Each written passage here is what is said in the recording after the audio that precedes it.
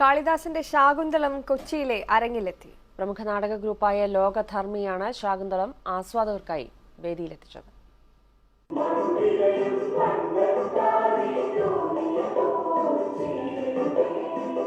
ശകുന്തളയായി വേദിയിൽ നിറഞ്ഞാടി നടി ദിവ്യ ഗോപിനാഥ്.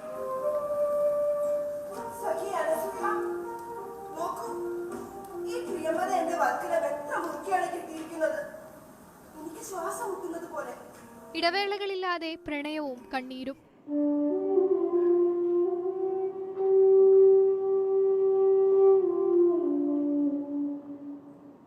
ദുഷ്യന്തന്റെ വിരഹം കാണികളിലേക്ക് എത്തിച്ചത് നടൻ Priyarag.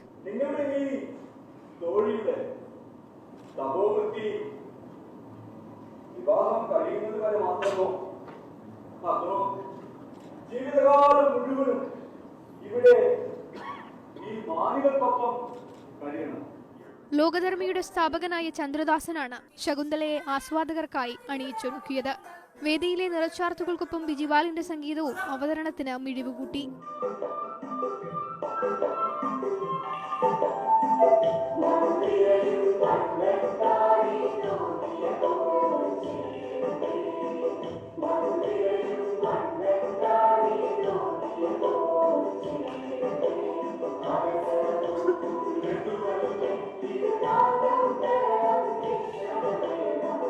പ്രളയാനന്തരം Indian medical association Kochi ശാഖ സംഘടിപ്പിക്കുന്ന മെഗാ പരിശോധനാ ക്യാമ്പുകളുടെ ഭാഗമായാണ് നാടകം അരങ്ങേറിയത്.